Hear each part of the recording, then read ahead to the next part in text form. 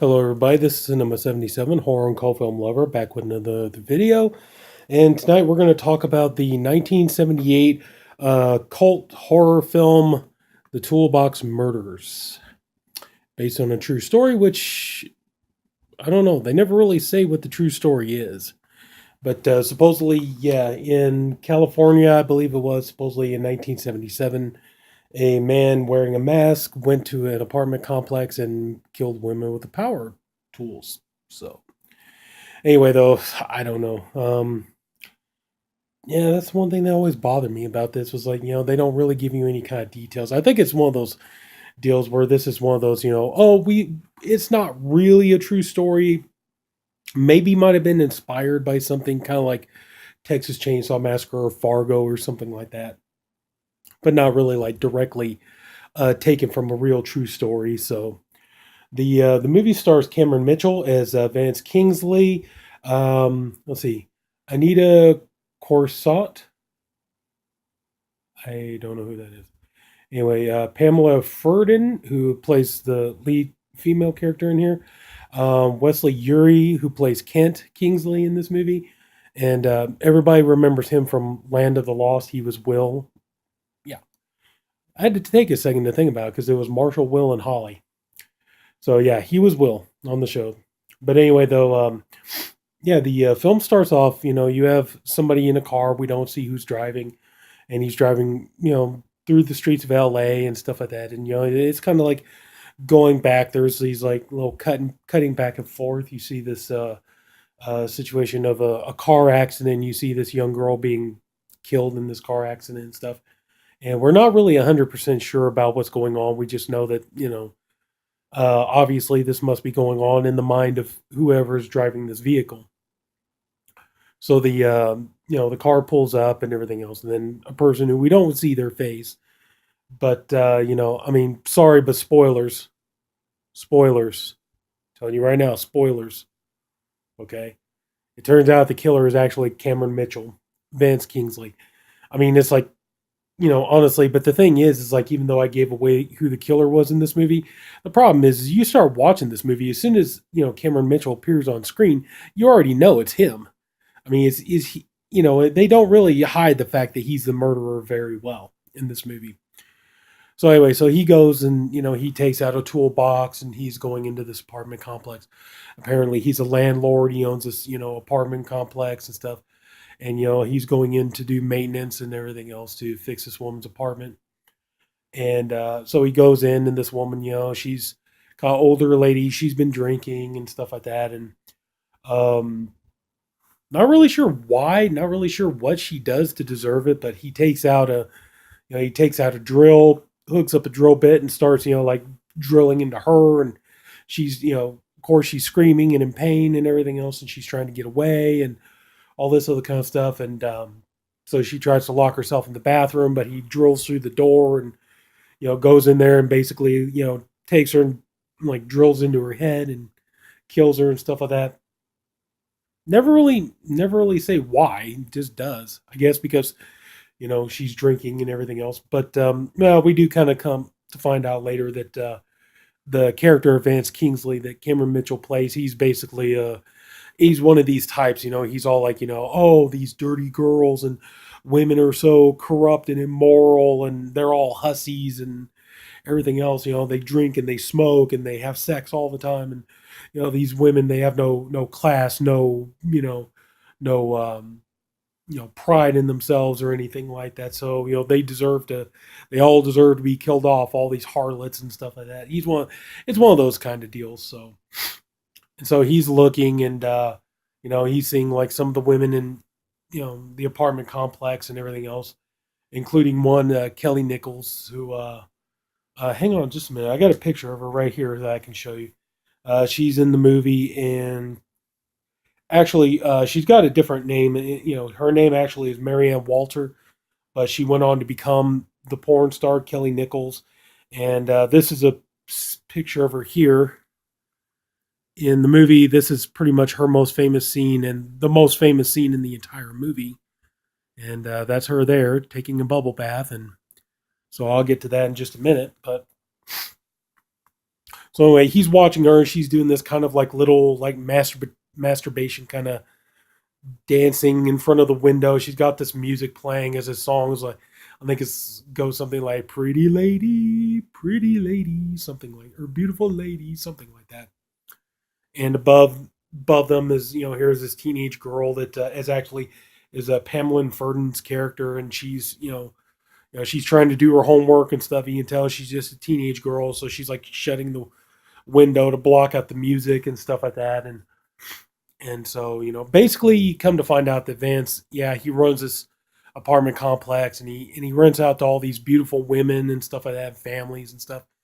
But he sees like a lot of these women that he believes to be immoral and that they deserve to die. And so he goes and he like, takes little he takes tools out of his toolbox and he kills one in a particular way. And like at one point he gets done killing this lady, then he's going around to the apartment complex and stuff. And like one girl, she's coming home basically from a hard day's work and stuff like that, and she's getting her clothes and all this other kind of stuff, and she's changing to go take a shower and all this other kind of stuff. So yes, there is nudity. I mean, this is definitely an exploitation movie. I will, I think right there that kind of sells it right there. You know what you're getting into.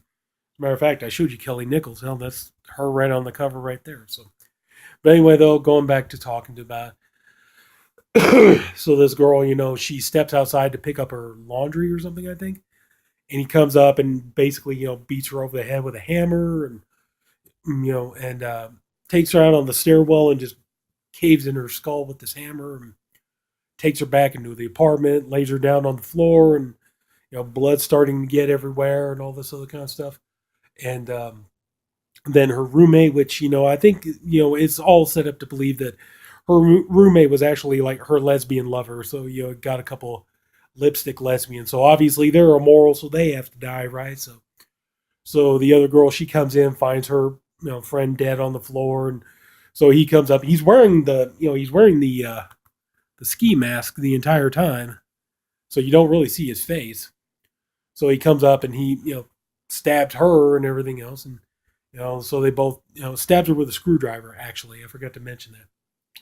And so goes down, and then the cops are called in, detectives. They're trying to you know they're trying to find out who did it, why they did it, and everything else. And they're discovering like, yeah, this these two girls, I think they were lesbians and stuff, so that's why they deserve to die and all that. And so but then we go into the family that Pamela Ferdinand is the teenage daughter.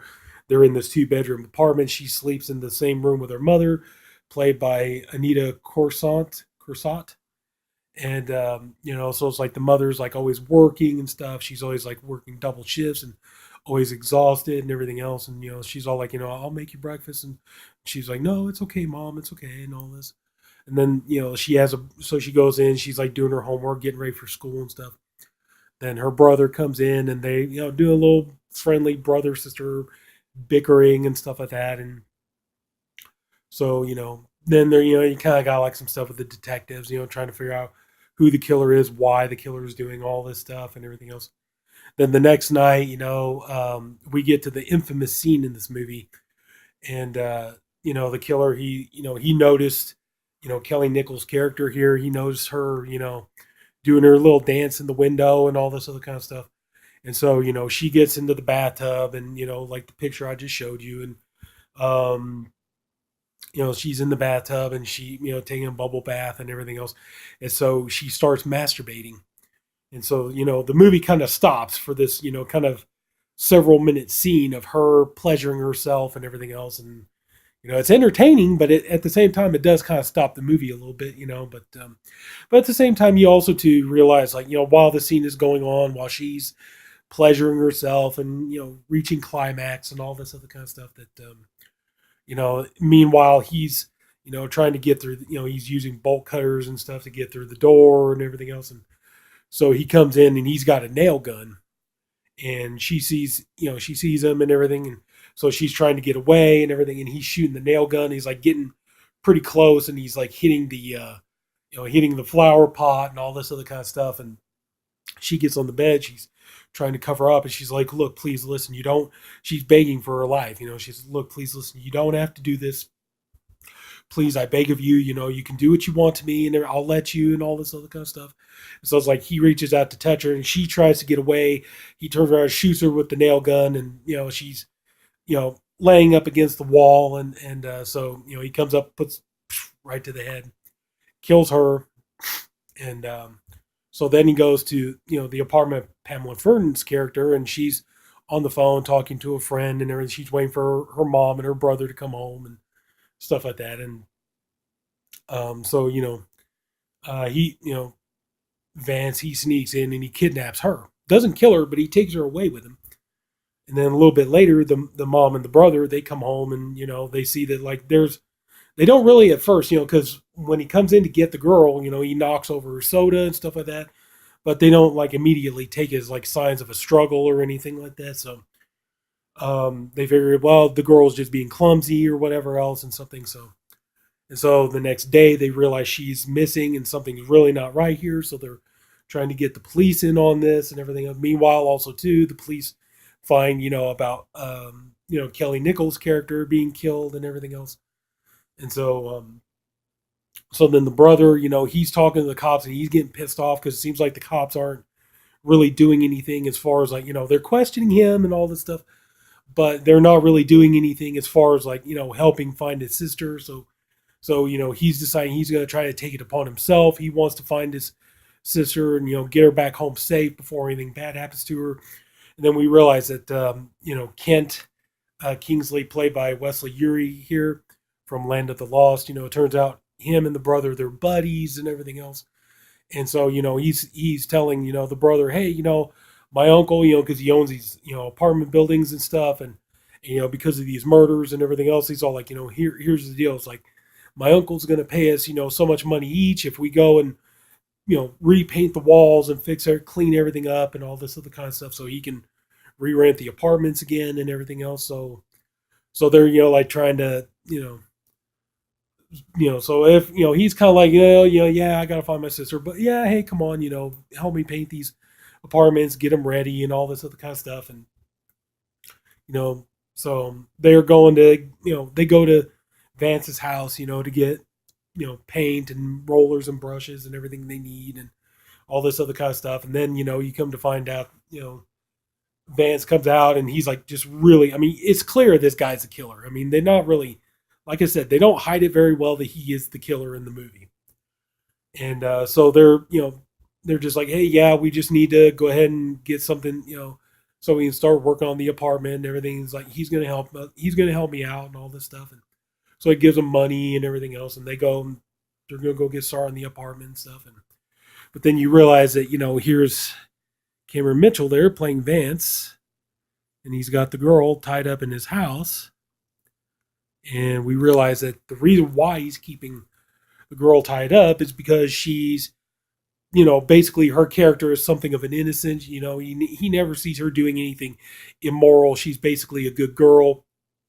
And, he takes it that she's a good girl. She's sweet like his daughter was. And so basically he kind of takes her to replace his daughter. And so he's like trying to feed her sandwiches and stuff and trying to give her a lollipop and everything. Oh, I know you like this and this and that. And of course, her whole thing is, she's, please let me go and everything else. And, you got a scene between the detective and the mother, of the girl. And, there's some good acting by Anita Korsakh. She does, some really good acting here. I got to give her that much. And, so the brother, he's, still trying to play detective, trying to find out what happened to his sister. He's getting a little bit closer and closer and closer and stuff like that. And he's kind of thinking he knows what's going on and all this other kind of stuff. And, Kent, he decides like, so he goes to his uncle's house and he's looking in the window. He sees he's got the girl, but he decides he's not going to turn his uncle in or anything like that. He's not going to call the cops or anything like that. And, so eventually, the brother, he comes to the house and he finds out that, he's looking around trying to see. Well, Kent comes in and everything and he, sees the brother there and everything else. And probably the most disturbing scene in the movies, he starts like really like, because they're in the garage and he's like really tormenting the brother and everything else, and ultimately he ends up burning the kid alive. He's like putting gas on him and stuff like that, and he's like terrorizing him by lighting these matches and stuff, and finally he sets him on fire and burns the poor kid alive.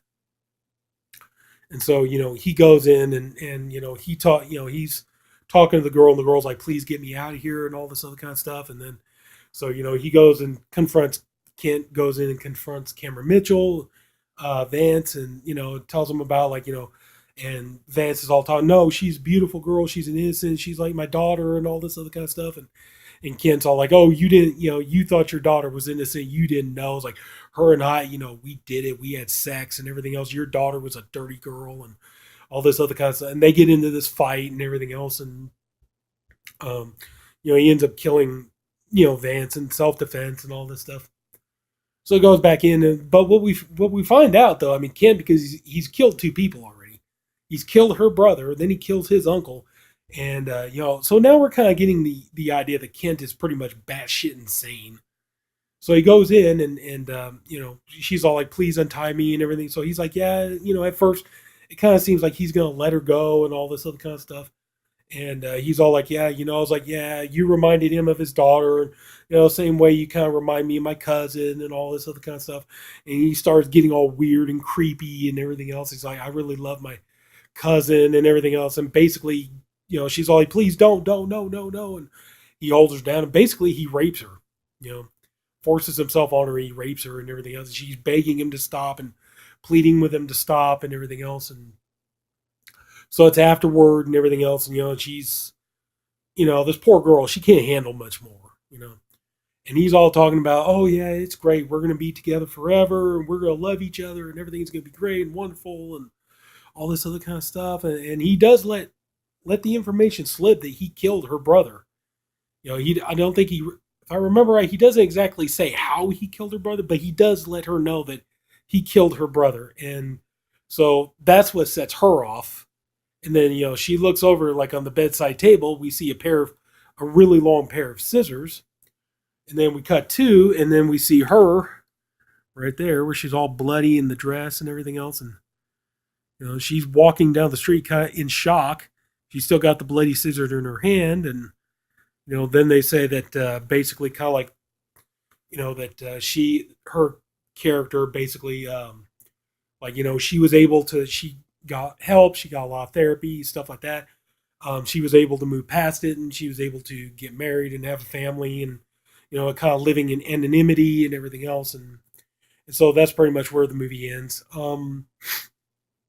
Not a bad movie. It's one of those kind of movies. I mean, it's just kind of, It's not great. It's not terrible either by any means. There was a remake done by Toby Hooper that was, it's kind of interesting in its own way. That movie, same thing. It's not great, but it's not terrible either. But yeah, this movie, was pretty explicit at the time it came out. As a matter of fact, it was on the Video Nasties list and it was put on there for a long time. Take it off. But yeah, but I mean, really, a lot of this movie really was trying to, you could tell. I mean, a lot of this movie was trying to capitalize off Texas Chainsaw Massacre. The Toolbox murder, the idea, like Texas Chainsaw Massacre, somebody killing people with a chainsaw. A chainsaw is a tool. So it's kind of the same thing here, it's like tools, killing people with tools, different tools, things like that. People getting their head bashed in with hammers and things like that. If you even watch the trailer to this movie, I mean, it very much plays almost like the Texas Chainsaw Massacre trailer. And even at the end of the trailer, it's, the announcer says the exact same thing. Like Chainsaw Massacre, the Toolbox murders, once you stop screaming, you'll start talking about it, which is what they say in the Chainsaw Massacre trailer. So, but yeah, I mean, overall, it's a schlocky movie. It's sleazy. You got your nudity. Like I said, you got the scene. That's kind of the big set piece there is when Kelly Nichols is nude in the bathtub and plays with herself and everything else. There is some other little bits of nudity here and there towards the beginning, like I said, but yeah, this movie really kind of gives the impression that it's a lot sleazier than what it really is. It is sleazy to an extent, but not that much. I mean, I think you watch this movie even now. I think you watch this movie, be like, I've seen worse, or I've seen more explicit in terms of nudity, more explicit in terms of gore, in terms of exploitation. I think you can honestly say you've seen more than this, but still, it's not a bad movie. It's watchable. Um, if you're kind of really going in hoping for a super great slasher movie, you might be a little bit let down by this one. It does have some kills in it stuff, but then you get into the whole, that basically turns into a detective story and everything else, and it's all about trying to find out who the killer is. Even though we find out immediately it's Vance, and all that stuff, and then but kind of the real twist also ends up being that Kent is also a killer and he's psychotic and insane too. But so yeah, like I said, yeah, it's a pretty good watch. It's not something I would, I could watch it again, but it's not something I would watch all the time. But it's like, no, if I was having a boring day or something like that, and if it was on, and yeah, I could sit and watch it, I'd be fine with it. So, but yeah, this is the uncut version on Blue Underground Blu-ray, which probably means something's going to come on. I'll guarantee you something here in the next couple of years. It'll probably be either Arrow will do it or Blue Underground will redo this 4K master. Brand new special features, all kinds of stuff on here. But yeah, what we got on here, special features, we have audio commentary with producer Tony DiDio, director of photography Gary Graver, and star Pamela Furden. I Got Nailed, the Toolbox Murders, interview with star Marianne Walter, Kelly Nichols, and then theatrical trailer, TV spot, radio spots. So yeah, I mean that's pretty much what we got. So yeah, like I said, decent watch. Not the greatest horror movie of all time, but certainly not the worst either. It's I'd say give it a go. Yeah, you might enjoy it. Anyway, though, that's been long enough. We talked about the Toolbox Murders. If anybody took the time to watch this video, thank you so much for doing it. I truly appreciate you for doing it. If you like the video, please like and subscribe.